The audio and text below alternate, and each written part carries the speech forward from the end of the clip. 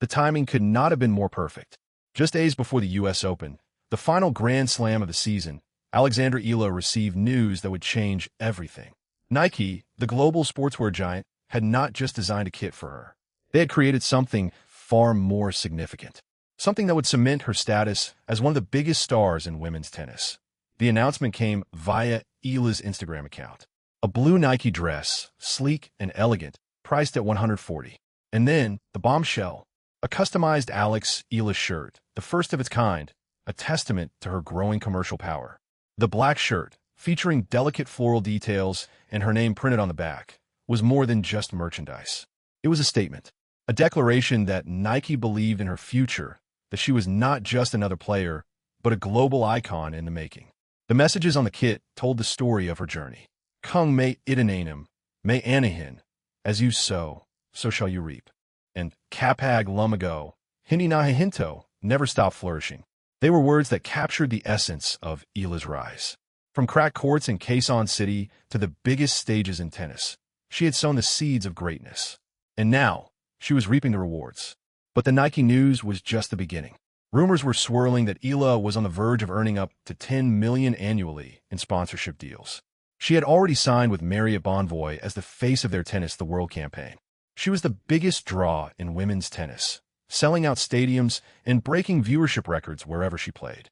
And now, with the U.S. Open just days away, the tennis world was watching to see what she would do next. It was August 18th, 2026, and the tennis world was buzzing. Nike had just unveiled the official U.S. Open kit for Eala, and the reaction was immediate and overwhelming. The blue dress, priced at $140, was a tribute to her Filipino heritage and her meteoric rise. But the real news was the customized Eala shirt, a black masterpiece with floral details and her name emblazoned on the back. The shirt, priced at $42, was more than just apparel. It was a symbol of Nike's belief in Eala's commercial potential. The sportswear giant had previously released customized shirts for legends like Serena Williams and Naomi Osaka. Now, Eala was joining that exclusive club. The message was clear. She was no longer just a rising star. She was a global icon. The kit featured phrases that resonated with Eala's journey. Kung may itinanim, may aanihin, as you sow, so shall you reap, a reminder of the sacrifices she had made to reach this level. And Kapag, lumago, hihinto, never stop flourishing, a declaration of her intent to keep climbing. The Sampaguita-inspired hair, accessory, and visor were a nod to her Filipino roots, a celebration of the community that had supported her every step of the way. The timing of the announcement was strategic. With the U.S. Open beginning on August 30th at Flushing Meadows in New York, Nike was positioning Eala as one of the faces of the tournament. The Filipina was projected to be the first player from the Philippines ever to earn a main draw seeding at the U.S. Open. Her career-high ranking of world number 18 made her a legitimate contender, and Nike was betting on her success. For Eala, the Nike kit was a validation of her journey. She had signed with the brand as a young teenager, but this was different. This was a partnership built on mutual belief and shared ambition.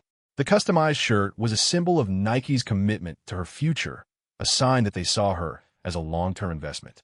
And with the U.S. Open just days away, the timing could not have been more perfect. The Nike announcement was just the latest in a series of commercial victories for Eala. According to estimates, the 21-year-old was on the verge of earning up to $10 million annually in sponsorship deals. The figure was staggering, placing her in the same financial stratosphere as some of the biggest names in women's tennis. Eala's commercial appeal was undeniable. She had already signed with Nike, Babolat, Globe Telecom, Bank of the Philippine Islands, Milo Philippines, Locally Juice, and Marriott Bonvoy. Her growing popularity in the Philippines and among the global Filipino diaspora made her a marketing dream.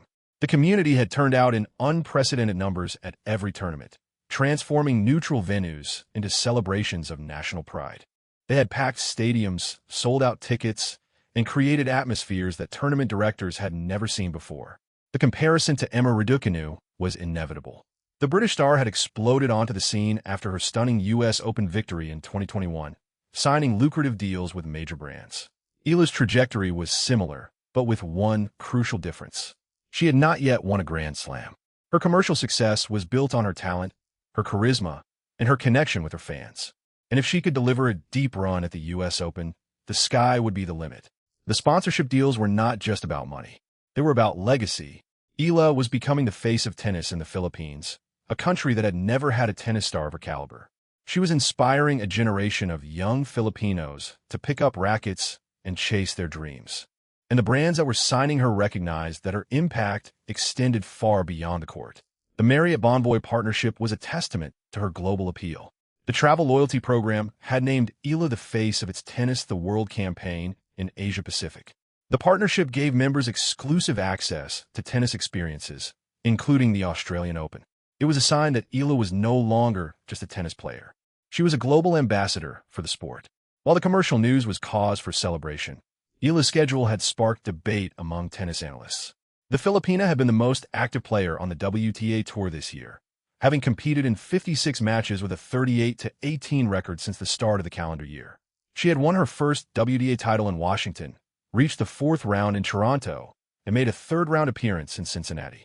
And now, just days before the U.S. Open, she was adding more events to her calendar.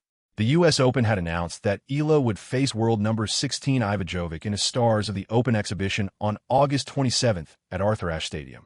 The match would serve as a precursor to the final Grand Slam of the year, which kicked off with the main singles draw on August 30th.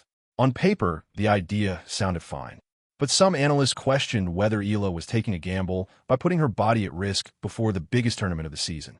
While this is just further proof that Eala is one of the biggest stars in tennis right now, it does seem like another scheduling faux pas from the Filipina star, wrote one analyst.